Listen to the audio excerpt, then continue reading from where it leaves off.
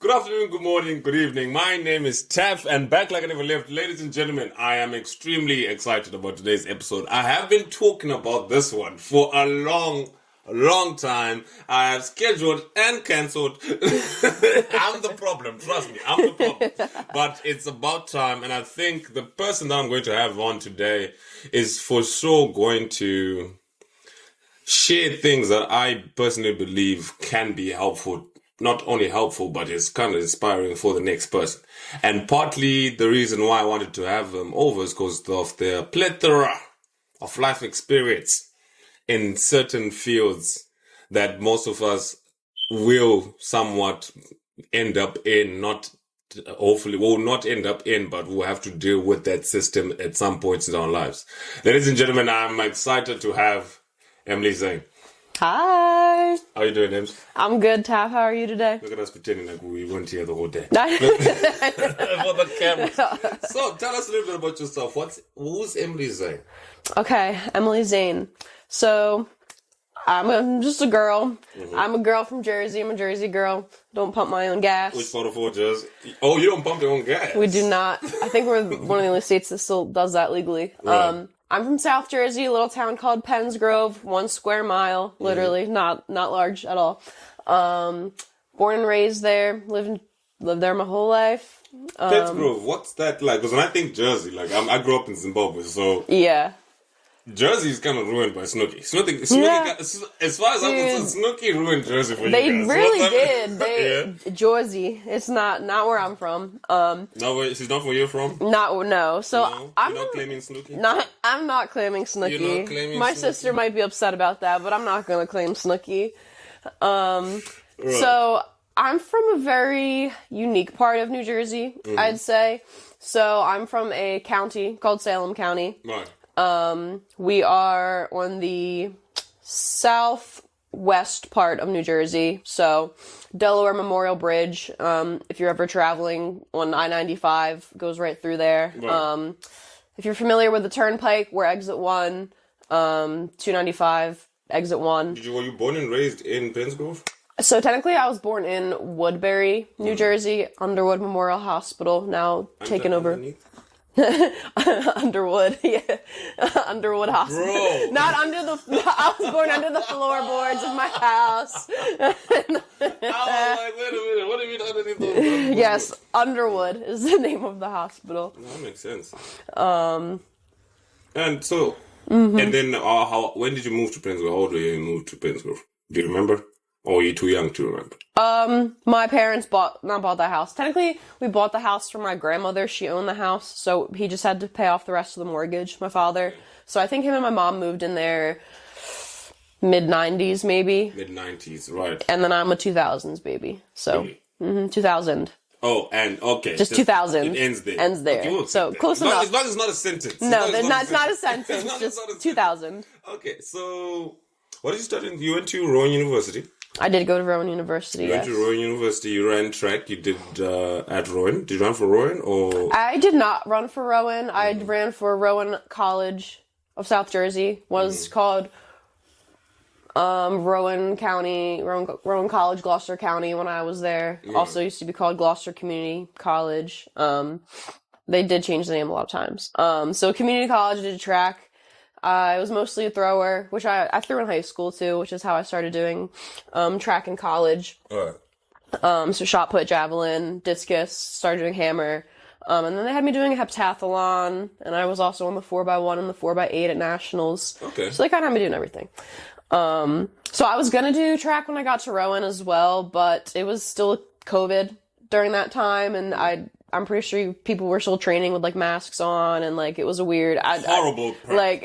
Don't even get me started on that time. I was like, I don't know if I want to do that. The tests, all that, and etc. But And I was still commuting to my first semester, and I was like, I don't know if I could be an athlete and commute 40 minutes again. I did that for 2 years, so. You graduated 2022, 21. I finished my last semester of school was the fall of 2022. So my degree was awarded, and I technically graduated in like January of 2023. 2023. All right. So obviously, these are the three things I want to talk about. Particularly now, it's after college. since graduating, how has that been? You're officially now in the adult world, and Don't say that. oh, it's the truth. Because the reason why I also wanted to interview is because, like, this is my final semester as well, and I'll be with you in that world soon. So, since leaving college, how would you say it's been after school? Because when I think about what my afterlife is going to go through, I won't have as much access to obviously the resources and whatnot that the school may provide. Likewise, as like the little bubble of friends or people and etc. alongside with stuff that matters moving forward. So but then I know what's not going to be there once I leave, but I don't know what's waiting on the other end. Yeah. And that's what I'm kind of asking, if that helps to a degree. Yeah, so you will have a full-on, like, existential crisis. You write that one down. Okay, yeah, I might write that existential one down. crisis. You go die. Okay. Right. So yeah, no, I think everybody goes through that, and you kind of like freak out, which I feel like you're an intelligent person, so am I, very like aware. So you kind of understand, are able to perceive the world before you graduate, but then once you actually get into it, it definitely is a bit scary. Like, oh, okay, I am in this now. I'd say I am definitely privileged in that I live at home still with my parents. So I haven't been fully thrust into it the way some people are when they're already kind of out on their own and they need to make rent and they need to find a job right away. Luckily, that wasn't the situation with me. When I finished school, I did decide that I wanted to take like a few months of kind of like a break because I was so burnt out after school. I went hard. I mean, I finished college with a 4.0 GPA. Oh, I did not know that. Yes, I did. I finished college with a 4.0. She's a buffing. Community college, and also Rowan, my bachelor, with a 4.0. And then I was also involved in a lot of clubs. Had, a nice, I feel like, social circle, like... Don't worry, I'm not writing anything. So I was definitely busy and wanted to take a break, and I was able to do that. My break definitely ended up being extended a lot longer than I planned, and I'm still not working full-time yet. Right. Due to some health issues, which I'm sure we're going to get into. That was one of the reasons. Episode. Like, your college, like... Yes, you graduated with a 4.0. I did not know that. That probably makes this even more impressive because, like, part of the reason why I wanted to have you is because of the experience you had throughout college. Like, college is not, like, going to college is hard, right, in general. Just college alone. College period is hard. College alone is hard. Now you got thrown the college extras alongside the extras, extra. Right, like, extra. Yeah, so my college already didn't have a linear path. I feel like a lot of people, when you think of like an American college experience, it's like, all right, I'm going to go to this university for 4 years. Like, there's football games, we're tailgating every weekend. Like, it's going to be great. I'm going to join the sorority, the frat, have like this stereotypical movie Hollywood experience. So you guys actually share like that same, like, college experience idea to a degree. I think so, yeah. Think about too. That's what, when I think college or university, that's what I had in mind. Yep. No, I think people here think that. And some people, I know people that have lived that experience. Good ways and bad ways. I've definitely seen know people that have kind of took the partying a little too far in college. Almost did. Yeah. It's an easy trap to fall into. I get it. It's very, very enticing, but... So I didn't really have that experience right out the bat. I went to community college first, so I already wasn't going to university, still lived at home, commuted to community college. I was able to go... So New Jersey has a program called STARS, where if you finish high school with a certain GPA, you get to go to community college for free. So I did that. Usually you can only... for free. You just have to pay for, like, books and, like, any commuting expenses and things like that. So take advantage of that if you live in New Jersey, or look into if your state has one if you're in America. No, that's actually pretty cool. So in college? Free community college, like, please, especially in this economy. Take them credits. Take the credits. I know you don't want to stay in your hometown for another 2 years, but do it. Take them credits. Right. So I did that, went to community college, so that already wasn't, normal. But don't listen to them. That's perfectly normal. But then a pandemic hit. So finished up community college online, and then started university online fully. I think people were allowed to live. Maybe they were in that fall semester of 2020. I didn't. I stayed at home. So still not commuted. Did all my classes online.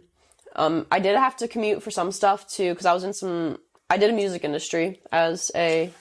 That's actually So I'm gonna come back to yeah. That was also second. So it was your experience in college, what you faced, alongside the cool shit that you have done on the career path wise. So coming back to the college thing, let's start with the college thing. The main thing, I would say the biggest challenge that you faced were the health issues.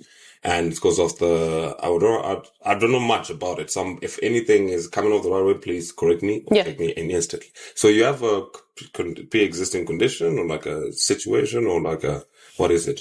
You're good. You can come through. Oh, you're fine. Keep going. You going to the gym, heading out? Yep. Get them gains, cool. See you guys. Cheers. So real. Look at us. I know. Okay.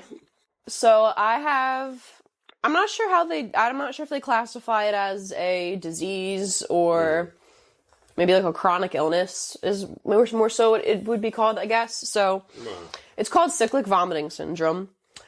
And it's something that has been happening to me since I was about 7 years old, I think was my first episode. Oh, wow, 7? Mm-hmm. I do not know that. 2008, I had my first episode. It's cyclic vomiting syndrome? Cyclic. Oh, cyclic. Like repeating, repetitive, like cyclic. Right. I get that. I believe it's cyclic vomiting and not cyclical. I think it's cyclic. I hope it's cyclic. Cyclic was gonna play it. So cyclic vomiting syndrome. I was sick, I think, in the hospital for 2 weeks. My first episode. At 7? At 7. So most of you probably don't know what this is. They are episodes, severe episodes of nausea and vomiting. The episodes themselves can last anywhere for hours, to even like months, I think, in most extreme cases. So when you say an episode, what's going on in an episode? So the vomiting. So an episode, for most people usually starts with severe nausea, and it comes on very quick. Like, it's not like, oh, my tummy will be hurting for like a couple hours and then I finally throw up. Usually it's like, oh, like, boom, like, I'm extremely nauseous and now I'm vomiting. So, like, I guess the episode would be, like, the act of, like, vomiting repeatedly. So, it's probably different for everybody, but for my episodes specifically, when they start, they come on right away, and I'm vomiting my first day, every 15 minutes, like clockwork. Like, 15 minutes, right. I'm vomiting every 15 minutes. Like, I mean, it gets to the point where obviously my stomach will be empty and there'll be nothing left to throw up. I'll still, if anything, dry heave. But that can kind of suck. So usually I'll just be drinking water and I'm just throwing up the water instead. So I'm definitely a class act vomiter. You won't even know that I'm throwing up. It's silent. Like, I know Really? most people are like, no, you won't even know. I just open my mouth at this point. So, you happened when you're 7. Mm-hmm. What was the situation? Were you, like, in a playground? So when you say it happens instantly, is it like, oh, then you yak? Or is it more like, yeah? I guess it can be sometimes, like, really quick, like an OS moment, like, oh shit, I'm about to throw up. Maybe I'll feel nauseous for like 2 minutes max. I'm like, okay, like, I'm gonna throw up. Or at this point, it's like, maybe not so right now, which we can get into. I'm doing a lot better now, actually, but for the most part, it was like, all right, I'm feeling nauseous. Like, I know this is going to be an episode. Like, I might as well just get it started instead of like sitting here and just feeling extremely nauseous. Like, and two, it's not like it's extreme nausea. Like, think about the most nauseous you've ever felt in your life, and I feel that for days, and it doesn't stop. Yeah. Like, that feeling. Did you experience it through high school? So I think it happened to me Like it was in the springtime, I remember. It was spring when I was 7. I don't remember exactly what had brought it on. I think maybe at first my parents just thought it was like a stomach bug or something. Because too, like anything can trigger an episode for you. Like, and I know that people will sometimes have like normal bouts of like vomiting, like if you have a stomach bug or like food poisoning or something, and it won't turn into like a cyclic episode. Are there causes for this? Like, is it like a... There's not like a dry and cut cause. Right. It can be different for everybody. Basically, they don't know why it happens to people. So like if it kind of falls into what I'm describing, I think they'll just be like, oh, like you have cyclic vomiting syndrome. Because they like in the, some diseases, I feel like nowadays they know what, all right, like this is what your brain's doing, and so you have this thing, but they don't really know what causes it. They don't really know. There's not a cure for it either. Because my next, that's so no, okay. I've got a bit of understanding of cyclic vomiting syndrome. Right. So now what I really want to tackle is like college, right? You first experience this at 7. You're about to, you've been dealing with it for a couple of years now. You're about to now enter into the next chapter of your life. Did the knowledge of having, like, did that factor into affecting how it's going to affect into college, or you're just, young courage, you're just like, let's go? Honestly, I hadn't really thought about it, because when I was a child, my episodes were kind of like far and few in between. So like once for like 2 weeks when I was 7, like once for 2 weeks, like about a year later when I was 8. Oh, okay. And then I don't think I had another episode until I was in like 8th grade maybe. Right. And then I don't think I had any episodes in high school. So like before I got to college, I think I had probably only had like 3 to 4 episodes my whole life. Oh. So like it wasn't really something that I was like, oh yeah, like this is gonna happen to me again. So I started college in the fall of 2018. I was fine, and then the first time I had an episode again was the spring of 2021. It was kind of the trigger for me was in that instance was drinking. I had gone to like a little, it's not really a party, it was really 3 of us hanging out and drinking. A couple of those. And so I mean, I'm not super big into drinking to begin with, but I would occasionally partake. And he's actually one of my best friends now, but it was the first time me and him had ever hung out. We'd met in an online class and then became besties, and we actually ended up living together. On the few ones that actually made it. Yes. So I know he feels bad about it because he's like, oh my god, it's my fault that you started getting sick again. And I was like, no, it's not. So we were having fun, and like I wanted to drink, so like we were doing Jaeger bombs. Can't smell Jaeger anymore. But we were doing Jaeger bombs, and I had I was drinking a tall boy of like, I don't know. Great times. It was fun. It was a tall boy for good time. Yeah. It was a tall boy for good time. So I started throwing up the next morning, like had a hangover. And then I couldn't stop throwing up, and it turned into like an episode. And how long was that one? I don't think that one was terribly long. If I'm remembering correctly, it was a week, maybe like 8 days or 9 days. I'd say like no more than 2 weeks, but I think about a weekish maybe. So each time it happens, did you have to go to the hospital, or it was just me? Yeah, I always end up having to go to the hospital. It's honestly kind of hard to recall specific episodes at this point because I have had so many now. I think at this point, since that time, 2021, I've probably had upwards now of like in between like 15 to 20 episodes. So it's been pretty bad.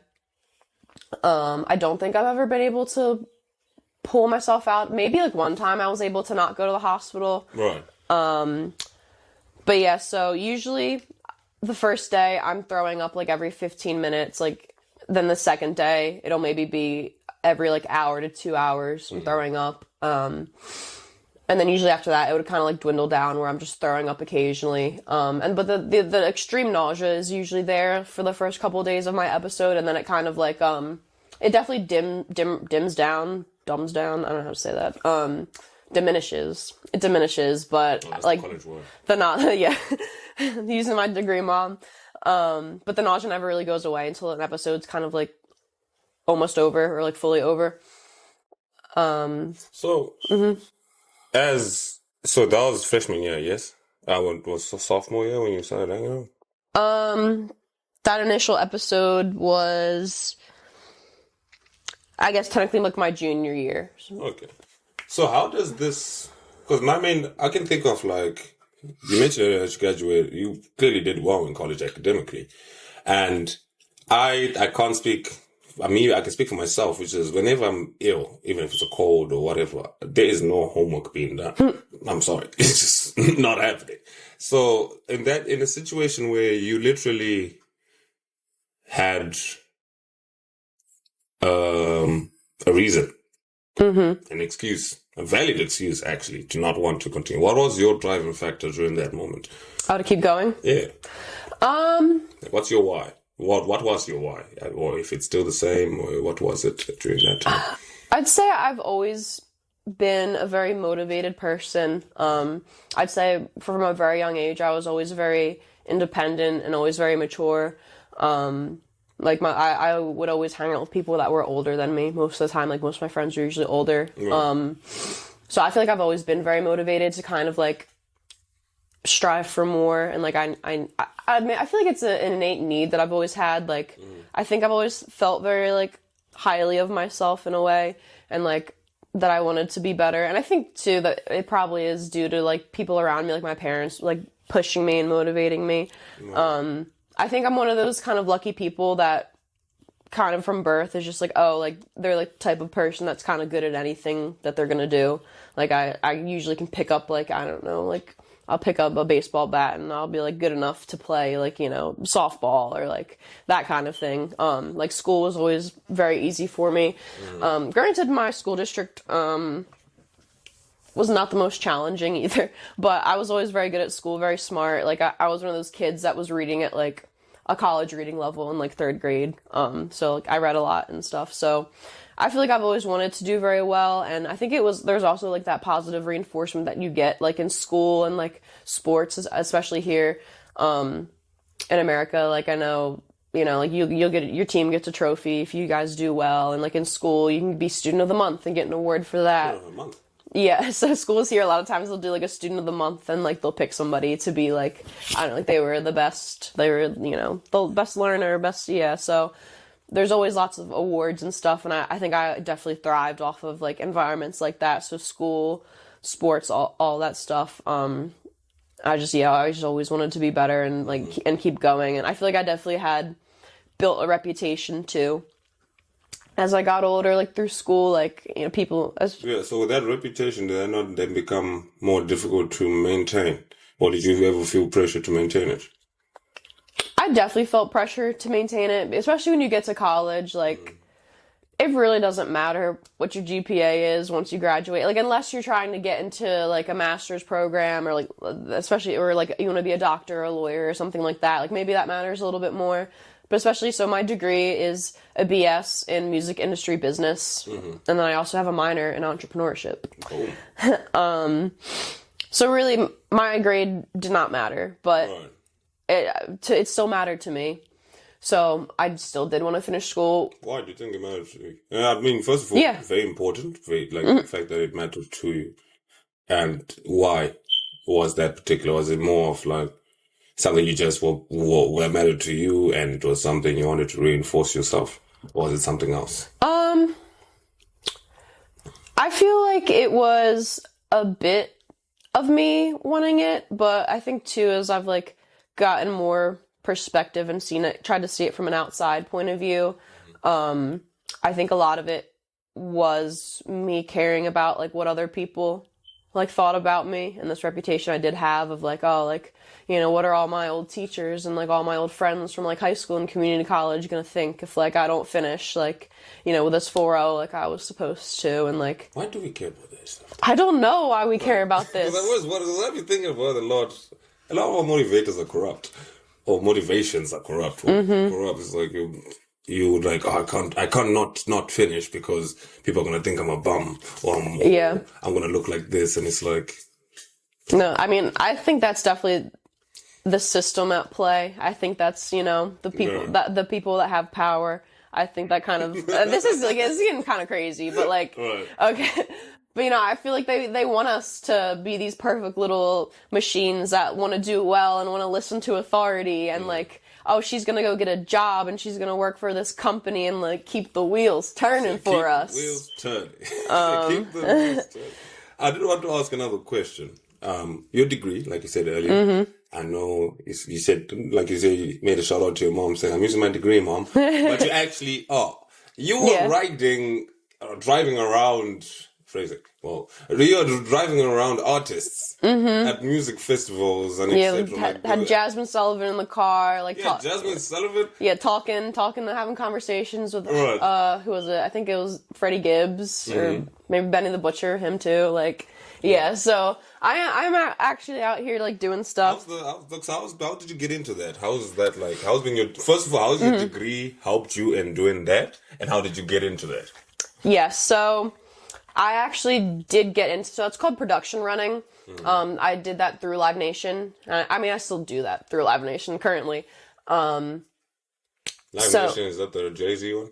Live Nation is, actually, I think at this point they're like a worldwide entity. I believe they would be considered a... Rock Nation is Jay-Z, no? Rock Nation is Jay-Z, yes. I think they'd be considered a concert promoter. Right. But a lot of times now, like, Live Nation will, like, promote, organize, put on, shows, so... It needs to be done. Yeah. So worldwide they put on shows, but I know... So you're a promoter for Live Nation? I mean, you're line production for Live Nation? Yeah, so I do production running for them. So production running. Yes, production running. So the production runners are the people that handle transportation for artists and crew, either like at the, if it's a festival, it'll be like on site at the festival usually. But if it's just a one-off show from the airport to their hotel to the venue, they will go out and get stuff to like stock the green room. So, if whoever wants their M&Ms in the dressing rooms, I go out and I get the M&Ms. After the show, they want to, they need to go back to the hotel. They want a Philly cheesesteak. I take them to Gino's and I get them a Philly cheesesteak. What's the craziest one you ever had to do? Like, what was like one way? I haven't actually had the opportunity yet to work too many shows. But the ones you did. I don't really have any crazy stories yet.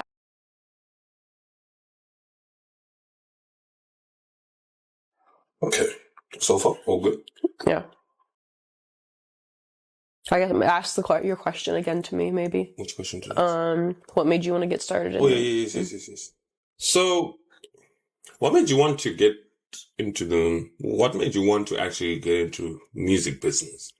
So... I say business because when I say industry, people think you like singing and all that. Yeah, not in the industry in the performing sense, but definitely business side. So I guess my first real taste of it was, which Warped Tour was it?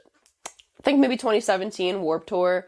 You might not know that. It's kind of like a rock, punky, like music festival that was like really popular. It's kind of like the cream of the crop as far as like that genre of music goes. So me and my cousins went, and we entered a little raffle there. Like they had a raffle going, and if you won, you got to watch one of like the big performers. You got to watch them from like the side stage. So she ended up winning that, and they let all of us go because I think it was supposed to be like one person and a friend, and there were three of us, and like, oh, you can all come. So they like take us, and we're like walking backstage. We see the tour buses, we see, like, the people, like, all the crew, like, eating over here, and she's, like, walking us through. She's like, yeah, like, the dressing rooms are this way, like, this is that, blah, blah, blah, blah. So we're side stage for the band 303. You probably don't know them, but people will know 303. There's, I don't know if I can say this, I don't know. Don't Trust a Hoe is, like, their big song. Oh, okay, yeah, it's Don't Trust a Hoe. It was, like, a big song in, like, the 2000s. Don't Trust a Hoe? Yeah, Don't Trust a Hoe. Like it aged well. Yeah. So we got to watch them from side stage, and there were like, other celebrities, like, walking right past us, like, So it was really cool seeing that. So we got to see them performing from side stage. We also got to see the entire like amphitheater that was like full of people. Right. So like that was kind of just like awe-inspiring. And then like I see like personally, like I'm also looking at everything else that's happening behind the scenes. So, like I see all the sound people, the lighting people, like the people like the woman that like walked us around, and like it was really cool to see all the mechanics of it and like kind of everything that goes into a show. Because I was a performer in high school, like I did band, choir, jazz band, theater, so I had like a little taste of performance. Nothing. That little bit. Okay, yeah. You just mentioned 3 bands. Concert band, jazz band, marching band, concert choir, like an a cappella choir, and musical theater. So I guess sports. But yeah, plus I did like multiple sports. That's so crazy. I did a lot in high school. Right. I was also very busy in high school, so I kept that same mentality going into college.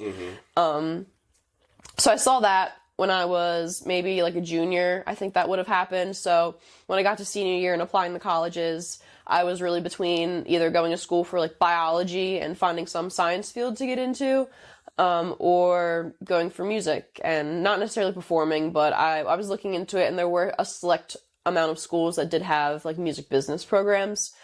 And Rowan University, which is only like 40 minutes maybe from my hometown, ended up having one. It was like brand new that year too. Like they just started the music industry program. So I was like, okay, this is perfect. So I ended up getting. Wait, so Rowan does have a music industry program. What does it do? Like what is it from music business? Is it for artists? Is it like Juilliard? Yeah, so definitely not that prestigious as Juilliard, but there are kind of 2 paths you can take in our specific music industry program. So you can take the business path, or you can take the technology path. Okay. So if you're on the technology path, you learn like engineering, you learn like how to mic properly. Right. I guess all of the technological things like mixing boards, all that jazz. And with the business track that I'm on, you do learn more about what it takes to get the music from the studio to like my iPod. Exactly. Right. As well as like live events, production, licensing. I was listening to part of the reason why like I found what you were doing fascinating was I was listening to a pod to like Trevor Noah. He was to when he recently hosted the Grammys, and the person he was interviewing apparently was the production manager. Yeah. And he was like describing what was going on, like from airport runs / making sure the lighting is okay, seated artists running all this. And I'm like, whoa, I'm out here thinking it's just like, you get on stage, it's like, hey guys. Yeah, no, especially with production, because you have to worry about the artist's experience, and you also have to worry about the fans' experience when you're in production. Experience. Is the viewer experience that's insane. Like, there's a lot that goes That's into insane. That's like, that's how, yeah. To me, that's a lot of moving pieces. It is. That's a lot of moving pieces. And too many uncertainties. Traditionally, a lot of people don't have degrees. I mean, we don't learn as much about like production specifically. If you want to find an internship and learn more about production, you can. We learn more so about the songs, the music. So we learn about music publishing, copyrights, that kind of stuff. Right. The stuff that makes the big artist big. Yeah, and you learn about what an artist needs as far as it comes to like their team, all the different managers, like booking agents. So you guys kind of prescribe to the artist what they need. You're kind of like an artist doctor. Yeah, you can call me an artist doctor. So. Yeah, you can call me that. Yeah, I have a PhD. I'll take that.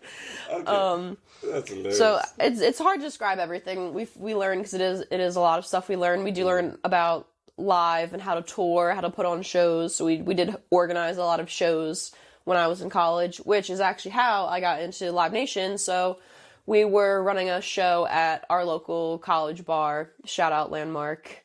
We call it at a bar. Yeah, a lot of times it's like they'll be like, yeah, like, you know, not an affiliated with the university bar, but I'm telling you, they call it at a bar. I don't know, like a UD, you're going to Kate's kind of a thing. Yeah, right? Could you imagine? I'll be turned. A woman you both. Right? Anyway, I can tell you some stuff kind of related to that, but I'm gonna do that off camera, or you can cut it. Let me know. So post camera. So you're doing at your local bar, that's how you got into Live Nation? Yeah, so I was talking to one of the bartenders there, just, being friendly, working the show. And I was telling her about the music industry program, kind of what I was doing, and she was like, oh, like, I work for Live Nation. I do this thing called production running. She told me about it. She's like, if it's something you'd be interested in, let me know. Like, here's my boss's email. Like, just, like, contact him if you think you want to get into it. Tell him I sent you, kind of a thing. So I did. I reached out to him. Ended up getting an interview, like, on the phone, everything. I got hired. And then a couple weeks later, I worked the Roots Picnic. And so that's kind of how I came into production running, was actually through my degree and what I was doing. That's actually insane. You actually have a conversation, you like networking and having a conversation. Yes. Why I like that story per se is because, like, our generation per se, that's not common. People just networking, communicating in person with no, I know where you're from, or Instagram or anything like that. So I like that because of that aspect. But I also like the fact that even like the guy you were talking to be like, oh, I work for Live Nation, No, so that's true. And then you even following through and messaging the boss, because a lot of people get opportunities like that. I can even attest to that myself. Where many times the opportunity was given, I just didn't send the email or didn't follow up. So so that's kind of dope. Networking is definitely really important, especially in the music industry. It is a lot about like who you know or who knows you, right?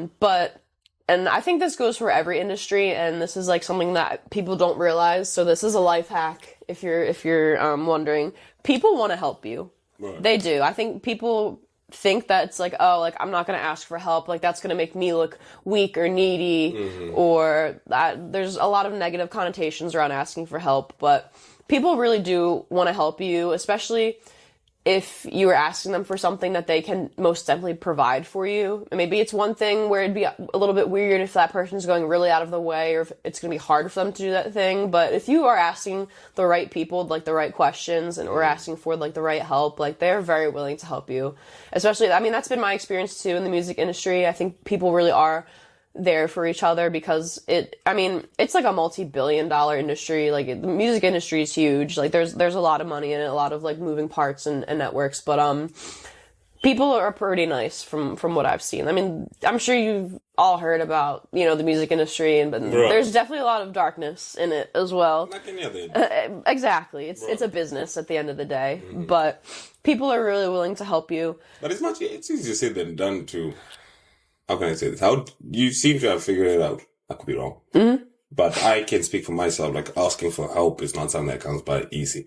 Is that something that came by easy for you, or is it something that you realize you're like, okay, I need to ask for help? Or the situation? I don't think it was necessarily that easy for me, because I have always been a really independent person. Like, I remember I think when I was 3 or 4 years old, when I learned to ride my bike, and thank you. And I remember, like, yelling at my dad because he would try to, like, help me or, like, hold the bike steady. And I was like, no, like, I don't want your help. Like, I want to do this on my own. Are you the oldest? I am the oldest. Ah, okay, go on. So I was always very independent. So I don't think it's something that necessarily came naturally to me. But I think it is something I learned from other people telling me, like, it is okay to ask for help. Like, through college especially, like, I went through a lot of like seminars, and I would try to go to a lot of like panels and different talks, like either in person through my college, or like I'd find them online just through different like entities that I would follow. And I feel like people's one of their number one pieces of advice was always to ask for help, like talk to the people around you. So I think I maybe tried doing it in an instance where I really did need help, and I was like, oh, like that was kind of easy. So I started, being more comfortable doing that more and more. There's this one podcast I also listened to as well, where she was telling, the Happiness Lab with Dr. Laurie Santos. I love that show. I've binge watched it. I've listened to every episode. But she was saying that, she was saying that people enjoy giving help and like receiving help. Like, it's a mutually beneficial situation where people like that are asking for help, they will get the help, but it also feels good to like give help to other, like, so it's like understanding that like we're both going to get something out of this, like me asking for help like 9 times out of 10. So I think once you can become more comfortable and learn how to take people's help, like that, it's golden. Like, you'll be set kind of, for life. So What are 3 things that you would tell young Miss Zane? Oh, young Miss Zane. 21. Let's go with 19-year-old M. Okay, 19 years old.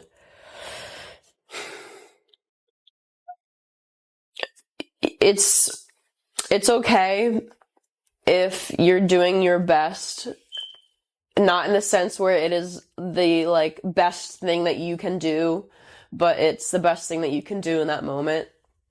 Like I feel like there's a difference between like knowing like, oh, if I'm giving 100% and I'm at like 100%, this is what it'll be. But if this, the kind of meeting yourself where you're at, like be able to, like, it's okay with meeting yourself where you're at and like you're doing your best that you can in that moment. Knowing that that's okay. I feel like that was really hard to learn. I'd say give yourself grace, like be kind to yourself. I feel like everybody has a tendency to be really hard on themselves, and especially I feel like people that did go through similar situations like me growing up in like that school system, and like I definitely have always had really high expectations, so like just lower your expectations a little bit. Like give yourself grace. It doesn't need to be perfect all the time. I definitely think I'm someone that suffers from perfectionism, and I have been learning to get over it. So I guess, yeah, give yourself grace. And then, third piece of advice. Hold on, I'm thinking. Cut right here. Come up, Joshua. I was about to say, I'm like, bro, your big ass is not subtle at all. I was like, I don't think you're so young. It just took us an hour and a half to set everything up, that's why. But we're here now. What's the third thing young Zane is here? I know what he's looking for. Well, you have to sit. We're almost done. Don't worry. And then the third piece of advice was like, freak, I don't know what my third piece of advice would be. Honestly, the first 2 are kind of bangers. Yeah, So you can throw in a bullshit one in there. Two. Number 3. Don't eat crackers. Number 3 piece of advice. Invest in Bitcoin. Now's not the time, I don't think. No. Maybe But back, 19-year-old maybe back then. So I wanted to also just one more thing. Obviously, like the challenges that you have faced with your health, they affect you, but they've also have impact. How do they also affect the people around you to a slight degree? Mm-hmm. How does the knowledge of the impact it might have on the people around you have on you? Yeah. Because, it's the impact on you is like, I can speak for myself. It's like, hey, listen, I can take the L anytime, but the moment someone else is taking an L, or not, I guess not taking an L, but the moment I start to feel like I'm inconveniencing someone, that messes me up. So yeah. I think, as far as it went for me and myself, like, it was very challenging, especially my most recent episode was my worst one. When was that one? That was July 25th to I got out of the hospital August 20th of last year. A month? About a month. I was in the hospital the whole month, but I was, sick and going through it for about a month. And then my recovery after that was about like 2 months, getting back to like what I would consider normal for myself. So that was bad. It's not as hard for me personally. Like I feel like when you are in a situation like that where your body is just that physically like going through, excuse me, something that is that bad, like I definitely just have to like kind of disassociate a bit when I'm in an episode and like try as hard as I can to like physically remove myself from my body, because it's just like so it's hard because I can't say like it's so painful because it's nausea, but like it's just like so painful that it's just like, all right, let me try. Like I try to sleep as much as I can when I'm sick and like literally just not be conscious as much as possible. Right. But as far as the aftermath goes, it is hard, and maybe it's been a journey the last couple years too in therapy as far as like my mental goes. And then around my episodes, I definitely do need to kind of dive into it more, and I think I don't because it's really heavy and it would be hard. But it definitely hurts, like, knowing how much the people around me kind of have to suffer along with me. Like, I mean, as far as my parents go, like, I can't imagine how hard it is for them to, like, see their child go through that. And, like, they are always there for me. And, like, during my episodes, at least one of my parents is in the hospital with me every single day, which I'm so grateful for. Like, a lot of people don't have that.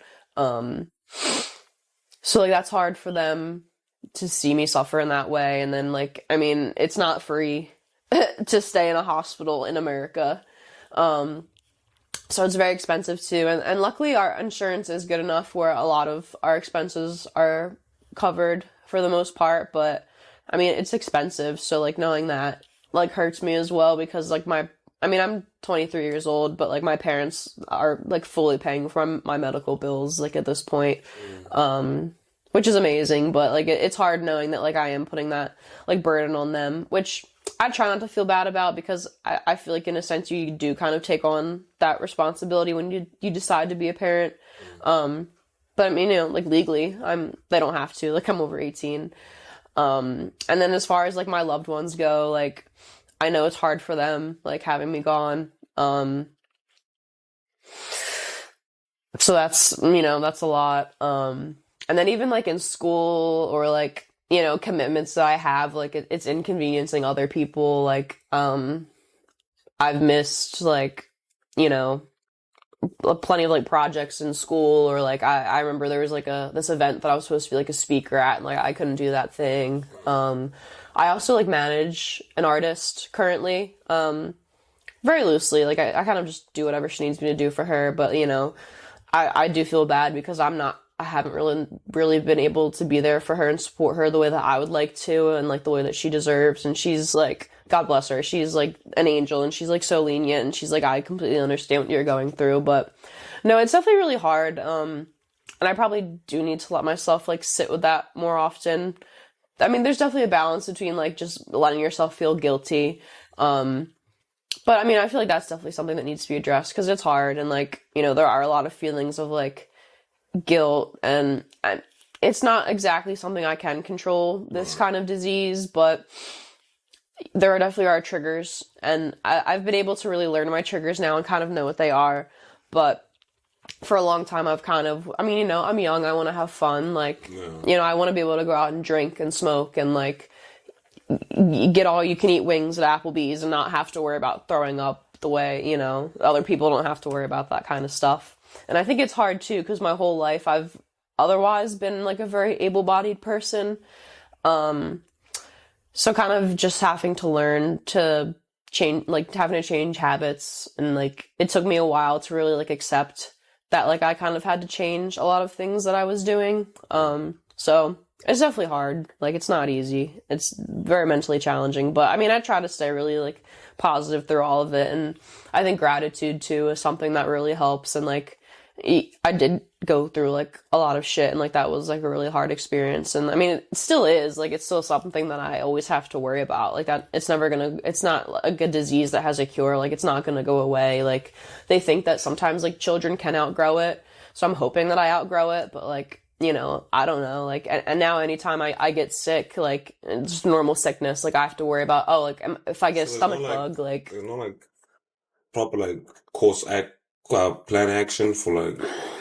Not really. I mean, that's something, too, that has been challenging, navigating the, like, American healthcare system. Like, they are kind of just like, all right, this is a disease that we don't know enough about right now. When it happens, they can just treat your symptoms. So the symptom is nausea and vomiting and, like, dehydration, basically. So I go to the hospital, they hook me up to an IV and they give me fluids. I did get so sick before. Once or twice during an episode, I had a feeding tube. And then this most recent time I had something called TPN, which basically it's similar to, like, a feeding tube. It's like a liquid, but instead of it going to your stomach, it's, like, broken down so far that they literally just pump it, like, into your veins, and it's, like, nutrition. Like, I still have a little scar right here, but it's like a line, like, it's called a PICC line. How much for those guns, It's called a PICC line. So basically, that goes in here and it goes like to your main artery into your heart. You made a comment earlier, which was like you've always been an able person the entire time. What do you do for yourself then mentally? Because I'd imagine that the situation that this puts you in is usually it's not much. You can't do much physically about it. That means it's all in the head. What do you do then? Yeah. What have you found that has helped? What are people, friends, writing? What is it? Why? What keeps you pushing? I'd say I've really been working on finding balance in my life recently and also being able to find gratitude. Because as much shit as I have been through, like, other than that, I feel like I'm very blessed and I've had a pretty wonderful life. Especially when you do really, like, remove yourself from and, like, look at the world around you. Like, my life's pretty great comparatively to a lot of people in this world. So I think just finding moments of gratitude, like, even when I am, like, maybe not when I'm, like, fully, like, in the depths of, like, an episode that I'm having, but, like, let's say it was one of, like, more of a mild episodes and I'm coming off of it, like, even just being able to be like, all right, like, I can get up and walk around today and, like, not feel like I'm gonna throw up. So I think, like, journaling, I do try to journal now, and, like, either when I'm, like, feeling down and I feel like, I definitely feel like I am someone that, as I've gotten older, have developed an anxiety disorder, and I think that's a lot of what has, in part, been contributing to my episodes.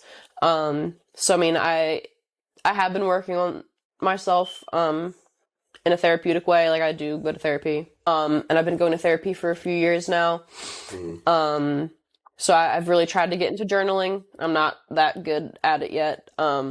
As far as frequency, I don't check in as often as I should. But I do try to, if I'm not writing it down, like, find moments of like, gratitude every day. Like, even if it's something small. So I feel like that helps keep me going, and, like, you know, like, a lot of times, sometimes my gratitude will be like, oh, like, I'm grateful for, like, my family today, or, like, my friends around me, or I got to, you know, go do this fun thing with my boyfriend, and, like, that was pretty nice. A very massive boyfriend. Yes. He is also a giant as well. Say hello, big. Wait, is he out? Where is he? He's in the kitchen chair. Oh, okay.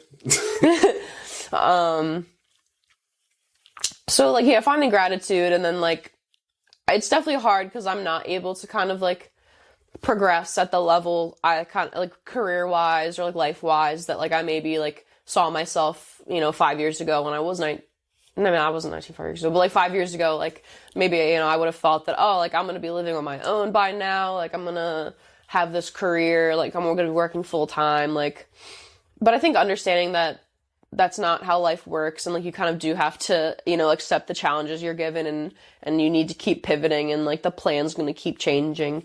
It's the human experience. Yeah, that is the human experience. So I don't really plan for the future much anymore. Like, I feel like a lot of people tend to be like, oh, by this age I'm gonna do this, and then I'm gonna have, like, my wedding, and it's gonna look like this, and I don't know, maybe that's wrong that I don't dream enough about the future, but, like, you know, I like living in the present moment. I